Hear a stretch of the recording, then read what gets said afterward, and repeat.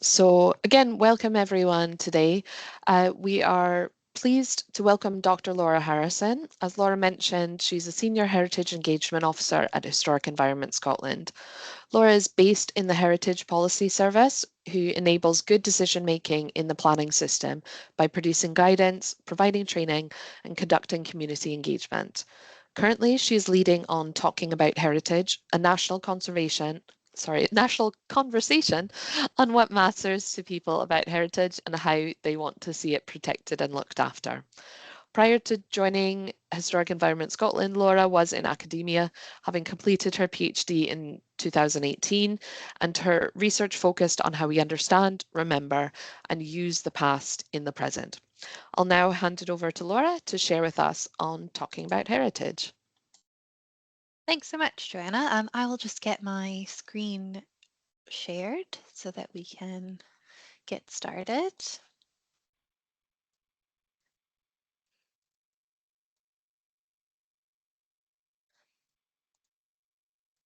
Okay, can you all see that okay? Great, Yes. perfect. Okay, lovely. Thanks so much. And yeah, thanks Joanna and Baz for having me along today, and to you all for coming along. I'm really looking forward to talking to you about the project, talking about heritage. So just to give you an idea of what to expect, we already did some introductions. We're going to do a little bit of an activity first, which you can participate in as much or as little as you would like. And then I'll sort of get into the, what, why, how, where, who of the actual project, talking about heritage. And then I want to sort of particularly, of course, think about our volunteers and how we can involve them in this project, but also thinking a little bit more widely about engagement projects and our volunteers and kind of making use of that resource and their amazing knowledge that they are bringing with them. And then there should be lots of time for questions and things, which I'm happy to take as well. So I wanted to start with a bit of a question of what do we talk about when we talk about heritage? So we use the word heritage for a lot of different things, as I'm sure you're all already aware. So kind of off the top of my head, when I was thinking about this was obviously the sector that I believe we all work in from your introductions. Often we use it as a synonym for historic environment as well. It can also be a person's racial, ethnic, religious, or cultural background. And sometimes that's something that a person can take pride in, but sometimes it can also be used in a slightly more harmful way, again, depending on the sort of intentions of people. It can apply to traditions, languages, or skills. We often talk about intangible cultural heritage in that way. There are heritage brands, which are often associated with a historic brand or fine craftsmanship. There's also historic breeds like sheep as a knitter. That's something that I encounter a lot. So yeah, it's a word that we use in a lot of different ways. So I want you to kind of keep this in mind as I'll use the term heritage a lot in this conversation and talking about the project. Obviously, it's in the name. So we keep a very open definition of heritage in terms of this project because we want to know what you talk about when you talk about heritage. So we are open to whatever of the above or other things are sort of what you mean by heritage. So keep that in mind for this little sort of activity that I thought we could start with. So the task is to find something on your phone or your computer or just think of something that you think is your heritage. So again, it could be any of the definition that I just talked about. So it could be photos, it could be a recipe that you have open on your browser, it could be a word and a text, just anything that kind of might spring to mind. Or it could also be something to do that has a heritage element. So I put in a couple of ideas here just to jog things that are pertinent to me. So, and again, trying to think about those kind of different definitions of heritage. So the first one, which is the furthest on the left, is a picture on WhatsApp that my mom sent me, which is her maple syrup Paul. So I'm Canadian, if that didn't already give that away. And yes, two of these were for us, so that was very much appreciated. So yes, that's sort of my heritage in terms of where I come from. Then the middle picture is some community volunteer excavations that I led at Hilton of Cadwell a couple of years ago, which is north of Inverness. And so that's kind of heritage to me in terms of my career, and thinking about heritage in that way. And then the final picture is heritage in terms of traditional skills. As I already mentioned, I'm a knitter. This is a hat that I knit, which is a Shetland Wool Week hat a couple of years ago.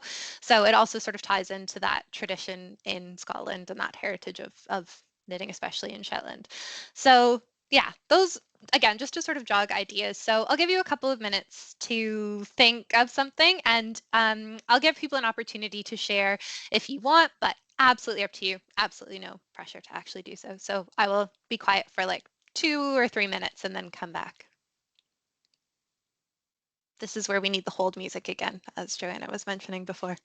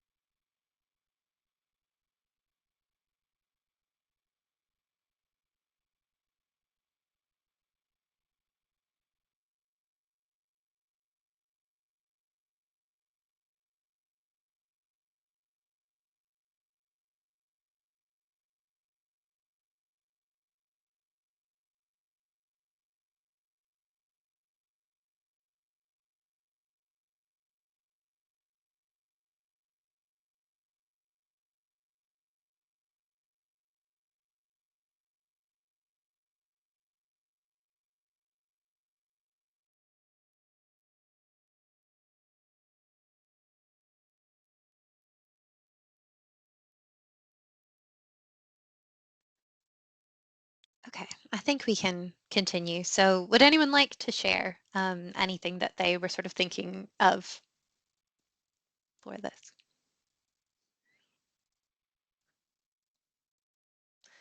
Vas, yes, please. Yeah, sorry, I foraged for mushrooms, and I consider that to be my heritage. So here are some photos of some random mushrooms that I found on my trips. Not edibles though. Not great luck this year. Amazing. I like that. Thank you. Grant, anyone else? I'm trying to see if I can share just from my phone. Maybe can't. Um, so yeah, well, this past week we had an event with the Global Diversity Network at work, and one of the things that we do at that is what we call Beats and Bites session, where people bring food and music from their culture. So I made that. Oh, it's not very easy to see. Which is noodle kugel, which is a sort of Eastern European Jewish dish, which is my mum's heritage. I did also have a picture of a an old train from the National Rail Museum, but I don't have enough time to remove my son's face from the picture. But yeah, so rail train and food as well for me. That's a great combo. Yes, I've done this activity before, and food comes up a lot, and can confirm that dish was delicious as I got to have some. But my favorite find that's come out of that is someone had a recipe for haggis lasagna, and I was like, I need to make that. But I thought that was great. Grand, last chance if anyone else wants to share. Um, Okay, well, yeah, thank you so much, Faz and Joanna. Oh, perfect, Jackie in the chat. Sorry, I'll just scroll. Oh, I see the mushrooms and the mushroom pictures. Very impressive, Faz. Sorry, I'm probably not going to pronounce this right, but Jackie said I have a picture of Cleethorpes Rock. It's my hometown and the place where I return to reminisce with family and friends. I also have photos of hundreds of museums. Visiting other museums / heritage centers, etc., is one of my pastimes and teaches me about new areas I visit. Yeah, that's grand. Thank you so much, Jackie. And yes, completely agree with you about that. Yeah, thank you so much, everyone who shared and everyone for participating. It is a sort of, I say this, but it is a fun activity. Would encourage you to maybe try with friends or family or something because it pulls up interesting things for people for sure. So, as I said, all of that just to say that when we are thinking about the Talking About Heritage project, we are having quite a broad sort of perspective of what people might want to talk to us about. So, coming on to the project itself a little bit. So what is Talking About Heritage? So this is a bit of a blurb that we've been sharing that I'll just read outright for people. So we are inviting people across Scotland to take part in a national conversation about heritage. What do you talk about when you talk about heritage? It may be your local park, your favorite view, the venue where you saw the best gig you've ever been to, the ruined castle you visited as a child, the place you picture when you think of home. Heritage makes our community special. We want to hear from you about what heritage matters to you and how it should be protected and looked after. So that's kind of the goals and the sort of overall idea of the project. So to help us deliver this engagement project, we've engaged external contractors. So the tender was awarded to Kevin Murray Associates, who are based in Glasgow. And then also they've subcontracted Reorient Places, who are based in the Highlands. So we have some good geographic representation as well in terms of who's actually running the project. So why are we doing this? So we've got two main aims. The first is to gather perspectives on what matters to people about heritage to inform future approaches to policy revisions and reviews. So as Joanna said in the introduction, I'm part of the Heritage Policy Service at HES, and the role of that team is to enable good decision making in the planning system, but beyond as well by producing guidance, providing training, and conducting community engagement, which is what we're doing right now. So next year we are doing a refresh of the historic environment policy for Scotland, and this is the very first step of that engagement for us. So we can't really go out to communities and say, how do you use HEP 1? Because fairly, they'll be like, what is that? So instead, we want to engage much more widely and then use those learnings sort of to help us inform how we want to refresh that policy. There will be other sort of more sector specific engagement in that next year. So in your role, if you're interested in that a little bit more specifically, there will be other opportunities to engage more directly with the historic environment policy for Scotland refresh. But also the results of what we're doing with talking about heritage are much more widely relevant across HES, but across the sector as well. And there will, of course, be published report and results and things that people can then point to, hopefully. Yeah, if they're also sort of looking at doing similar research or are interested in some of the results of what we're doing. So that's the first sort of big aim. The second is to develop and continue inclusive and interactive dialogues. So we say develop and continue very purposely here. So one of our goals is to engage with people who don't always engage with heritage for a variety of reasons. So we're trying to develop new relationships by working specifically with groups. But at the same time, we want to foster relationships we already have. There is a risk with short-term projects like this that we engage really closely with a group and then they never hear from us again.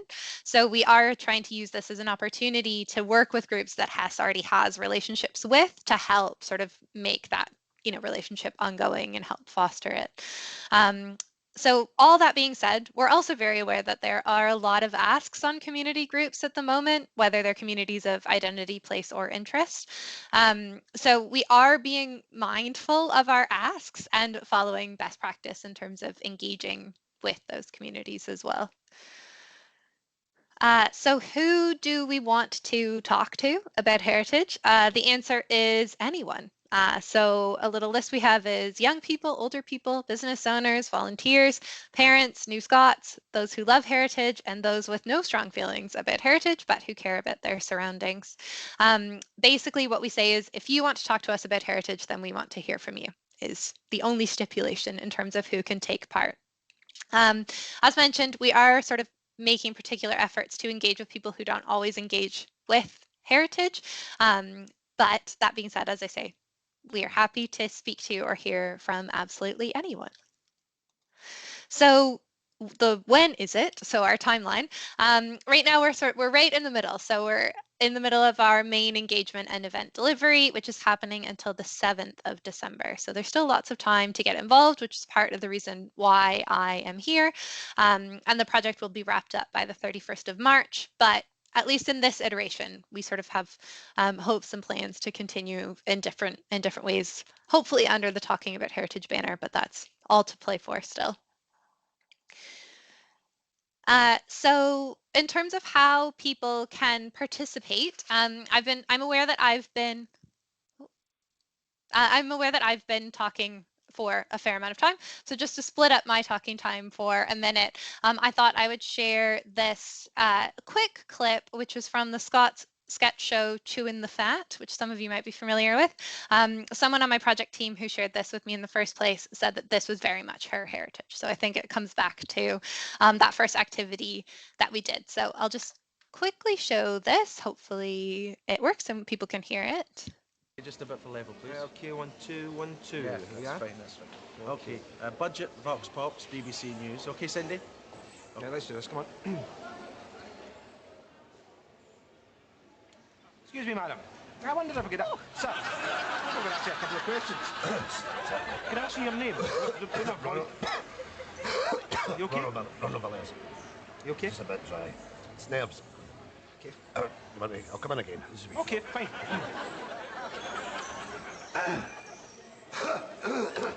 Hello, sir. Oh! What's this going on with a camera and all that? I don't know what to say. What are you I'm doing? surprised. I'm trying to act surprised, as if I've never seen you before. Oh, For the just Vox Pop. walk into the shot. Right, just walk into the shot. That's right. Give me a minute. I'm actually, you'll not know me, but I'm actually an actor. I was in Taggart, I was a corpse. I need to get through this. You're only a reporter, I'm not having a go or anything like that, but... Okay, fair enough. Okay. Freak. Excuse me, sir. Hello. I'm going to ask you a couple of questions. By the way, Tell me, what do you do for a living? I'm an actor. Tell me, there was an increase in taxes. Would you consider leaving the country? Leaving the country, let me think. Leaving the country. Would I leave the country? Would I leave the country? Uh-huh. I generally just get the bus or a train or that. Not worry about taxes. No. Taxes. That's what I'm saying. Is it 160 as soon as you get in? And then it goes up and up and up. You're watching it. Taxes. Income taxes. Right. I'll come back in again. Income taxes. Excuse me, sir. Oh, I'm sorry. I'm too busy. Right, so all of that to say, as I say on the screen, consultation fatigue is real. We know that engagement is difficult and it's getting worse.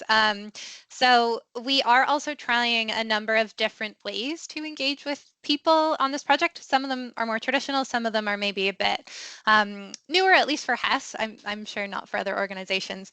And so a sort of sub-objective of this project is to collect some sort of lessons learned in terms of engagement methods as well. So that brings us Just a on bit for level, please. to how can people participate? What are the engagement methods? So we do have a survey via Citizen Space, and I think the link is going to go in the chat as well to the project website. And there's more information about all of this on that project website and is updated regularly as well. So yeah, the first way is via Citizen Space survey. There's also in-person workshops. So there's 6 that are coming up. So next week we have ones in Hawick and Glasgow. The week after are Inverness and Ullapool, and then the following week are Lerwick and Dundee. So quite a broad spread. And so again, if you are in or around any of those areas, please do send to anyone you think might be interested. Again, details on the website.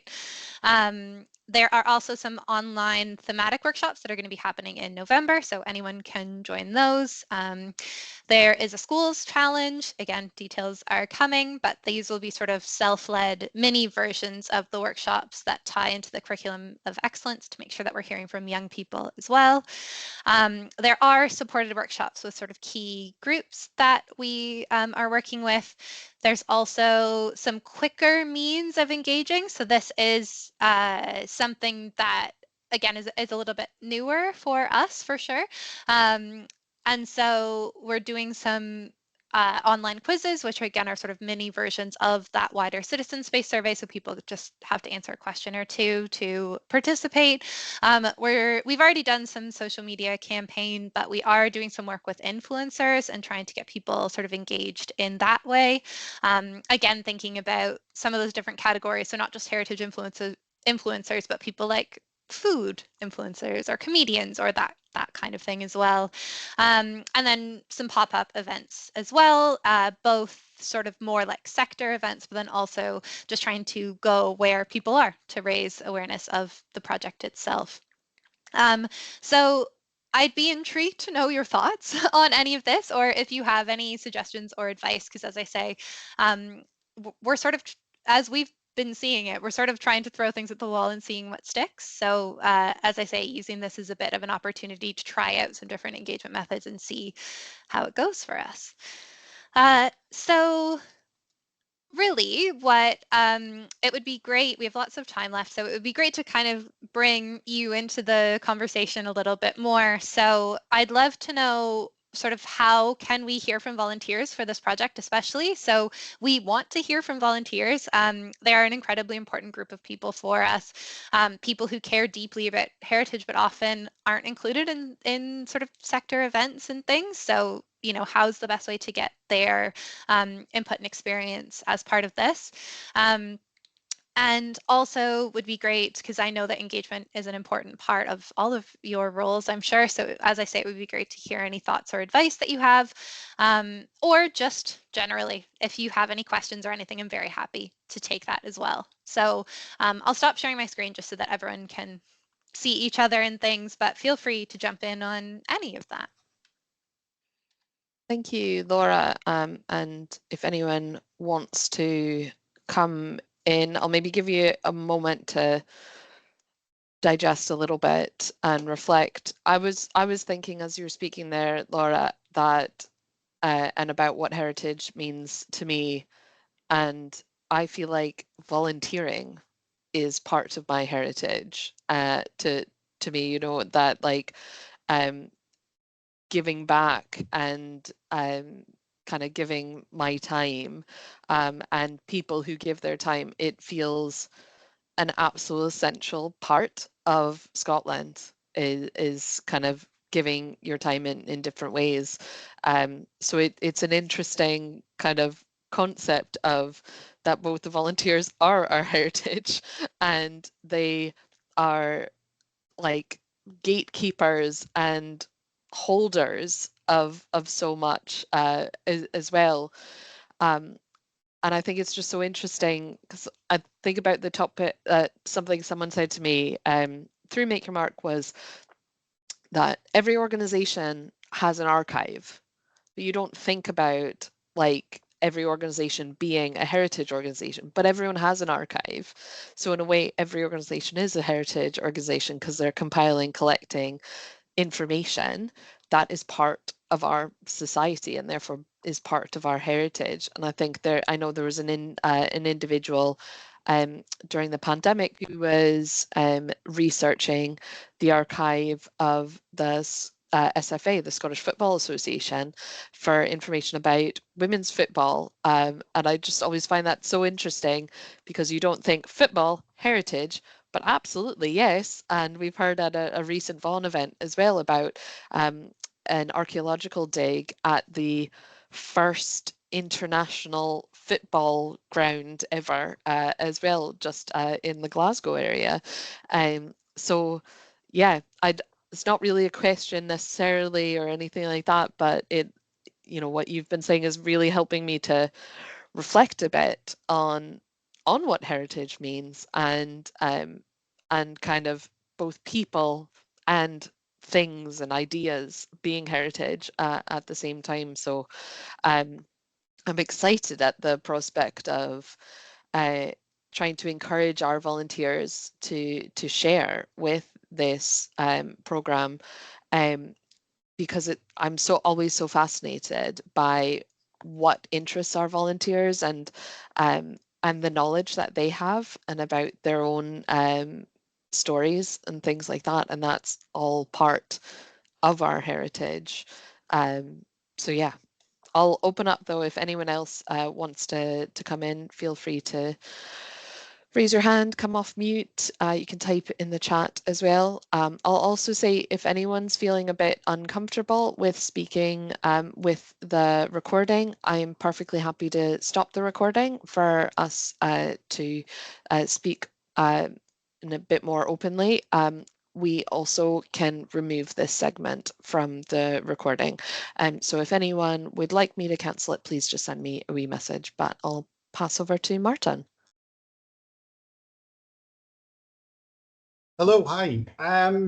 Right, so here at Culane, we have a really diverse group of volunteers. The core is probably retired people from all sectors, some from the heritage sector, but from all different sectors.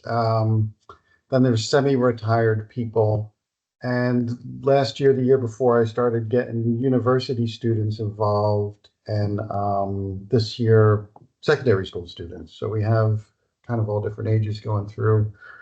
And the volunteers, some of them themselves asked for kind of a monthly meeting where they could get together with their peers and kind of talk about either a peer review or just how things are going, what works, what doesn't work. But scheduling that is impossible. Is absolutely unbelievably impossible. And I found this year, especially the secondary school students, just don't have any, they're not reliable and they don't have any staying power. Even if they're very, very enthusiastic, it's hard to kind of get people to show up and to be there. Yeah, absolutely, Martin. Yeah, thank you. And that's amazing, the sort of the breadth of volunteers that you have in ages and things. And yes, absolutely feel your pain about trying to get everyone together, even virtually, because in person it's next to impossible. But virtually is hard enough. So yeah, is there anything that you've sort of found that that's able to kind of help like form those relationships even if everyone can't get together, or is there anything that sort of Yeah, so we don't, the scheduling's impossible, but at least 3 or 4 times a year, everybody kind of gets together or tries to get together, and that kind of works out. And those kinds of, even if it's informal. And we also have a group chat where people can share stories on, usually about other properties or other things related to our property, things that they've seen. But I don't know if that's that's, yeah. I think that is really helpful if there's sort of ways where people, when they have time, can kind of engage with things. I think something like a group chat makes a lot of sense. But as you say, there's nothing like that sort of, even if it's a couple of times a year, getting everyone together to chat through. Yeah, thank you. Anyone else, if you want to come in, please do either in the chat or verbally. I was thinking as you were speaking there as well about sometimes people don't feel welcome to share, and as well, we talked about what heritage means to us, but traditionally certain types of heritage have been given precedence over other types of heritage. So the stories of the elite have been given precedence over the stories of your average people, of a more urban environment, or more kind of isolated rural, what we might call working class, and things like this. And so I do find sometimes that for like ourselves that we have to like really encourage volunteers to want to share their own stories and to engage as well. The example I would give is one of our volunteers at one of our locations doesn't actually, in her kind of talks and tours, doesn't actually talk about the site that she is at all. What she does instead is takes people up to the very tippy top and looks out over what they can see in the area and the kind of developments around, and talks about what it was like to grow up in that area. And people are absolutely fascinated by it, and feel that personal connection and that like real humanity of it. But we really had to encourage her to be to have confidence in saying, absolutely, people really want to hear this. Your story, your heritage is valid. And I think that's something we really struggle with, for personally, in my opinion, as volunteer managers, can be encouraging that confidence in our volunteers and encouraging them to engage in a way that they feel comfortable with, and feel welcome as well. So yeah, I don't have an answer for it or anything like that, but I wonder as well, if Martin, if that could be coming up with your group of the young people, that it's amazing to meet someone who's really knowledgeable, who's retired from the heritage sector and things, and it's so great. But sometimes, if you don't really have the confidence in yourself, you might feel this person is so knowledgeable, and what do I have? I don't know anything. But you know so much, and you know about your own experience. So it must be really challenging to encourage people to engage, and the word heritage can be off-putting to some people. So I'm interested if anyone has any thoughts on that maybe has experience of welcoming volunteers and encouraging them to engage with your organization, but that could also encourage them to talk about their heritage and what it means to them. Yeah, just while people are sort of gathering their thoughts on that, thank you, Joanna. That was incredibly insightful, I think, and how you sort of put that together. And I completely agree with you. I think that, we're asking about people's sort of day-to-day lives, and I think, we all tend to think like, oh, there's nothing interesting about sort of my life, but obviously that's not true. Everyone has something, interesting to share. I think it's a good example of what people shared sort of about their personal heritage. It's always interesting to hear about people, but I think, as you say, sort of trying to give people the confidence to do that. I think as well, you touched on an important thing that I was thinking when putting together this project is that, and I really fall into the trap of being like, this is so nice and exciting, and we want to hear about, everyone's heritage and what a lovely thing. But obviously, heritage does have a complicated history for lots of people, and especially, thinking about the history of Scotland and things. So yeah, before this, I led on the production of a report that Hess published nearly 2 years ago that was about the links between the properties and care and historic slavery and British colonialism. And so certainly when looking at, the survey and things, that was something that the project team was really trying to say, like, are we open to hearing about all sorts of views about heritage, right? It's not just sort of a celebratory thing for some people, but can bring up really sort of painful things as well. And I think, as I say, I know when I give presentations like this, I'm not the best at actually holding space for that, because I am excited about the project. But I think that's obviously an important element of being willing to hear whatever people might tell us as well. Yeah. I wonder as well if we can help volunteers to have confidence in talking about their heritage. We can also be a bit introspective and look at our organizations and consider, how can we value these volunteer voices in other aspects of our work as well? How can we ensure that these volunteer experiences and voices are reflected in our policies, are reflected in the organizational support that we put in place? We want you know, this program, you're talking about how you want volunteers' voices to be heard. And I feel like, you know, being involved in an organization like Vaughan and Make Your Mark, we want volunteers' voices to be heard, but sometimes there are organizational barriers to ensuring that that happens. Are we involving volunteers in the decisions that are being made? Are we reflecting on their feelings about the history, the heritage, and the communities that we engage with when we're making decisions?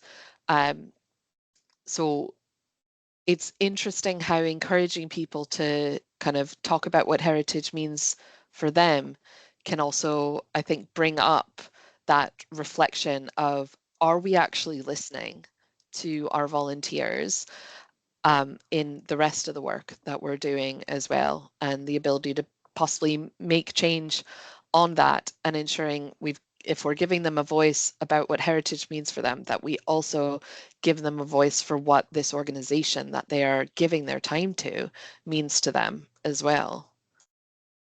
Yeah, absolutely, Joanna. And I think as well, that's something that you know, that's part of the reason that we wanted to do this project first, sort of before we go on to the Historic Environment Policy for Scotland refresh, but also other work of the policy team and things, so that this is sort of rooting our approach to heritage policy. But also, we have sort of made a commitment to being open about what we're doing. So this project might remind some of you of the What's Your Heritage project, which happened in 2016, 2017, sort of one of the first big community engagement projects that Hess did after it was formed. And this, in a way, is a follow-on to that project, because that led to the first creation of the Historic Environment Policy for Scotland, amongst other things.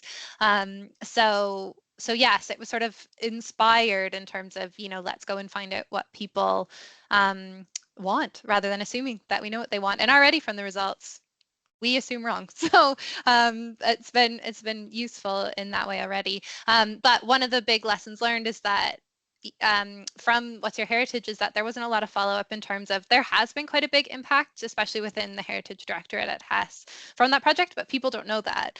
And so one of our things is sort of a year after the end of this project to make sure that we go out quite widely and say, you know, you said we did, like, this is the results, this is the real impact that people have actually had by being involved. Because I think you're right, Joanna, there's also the tendency that people give their time and energy and things, you don't necessarily know what comes of that, or if there is even an impact, especially in, you know, Hess and some of the other, you know, organizations that are here are quite big organizations, so it's easy for that to get lost in terms of the impact people are having. Yeah, it feels like there's a lot of this is just making me reflect so much on like volunteer management and kind of the mindset of it, really, and how to ensure that people are, you know, in the driving seat of their volunteering, and feel that it's important to the organization, and that, you know, that mutual benefit that we talk about so often. Does anyone else want to come in to chat about anything here?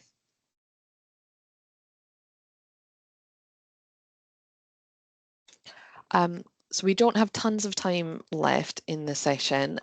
So Laura, was there more that you wanted to share, or? There wasn't anything specifically except for a plea to please share this project with your volunteers. We'd be very grateful. So Joanna and Vass, if it's okay, I'll send through, basically we try to make it as easy as possible. So I'll send through some wording and those links and some like posters and that kind of thing that can be shared. And please do get in touch as well if you have any questions or any follow-up. I'm very happy to hear from anyone on the call. Yeah, I don't know how others feel, but it almost feels to me, after having this session, like the start of a conversation with the volunteers, and that some of the kind of processes that you've been talking about and the mindset, that could open up to chatting to volunteers in a more kind of holistic evaluation, you know, because I'm sure all of us do like volunteer surveys and ask our volunteers for feedback and things like that. How much they engage with that is another story.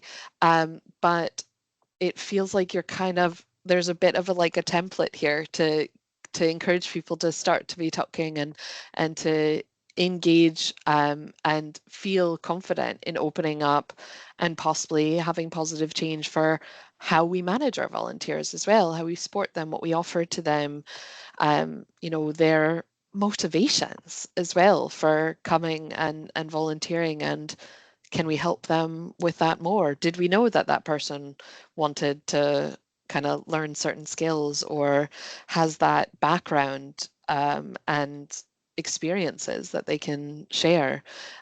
So yeah, I'm quite interested to see how this project and sharing that with our volunteers could possibly lead to further conversations and maybe involving our volunteers more in the way we do things. So thank you very much. Would anyone else like to come in here on any points that you would like to share? Anything? No? Bas, do you have the links from Laura that you can pop in the chat? That's amazing. I'm going to just check if, and as well, I guess if Laura, if anyone thinks of any questions or anything later on, they can get in touch with you as well. That's fab. Because sometimes with things like this, it gets us thinking, but we might need a little bit of time to reflect as well. So thank you everyone for joining us today. I hope you found today's session as engaging as we did. It's a little bit different from sessions that we've had before. So we really appreciate your feedback. Love to hear your thoughts.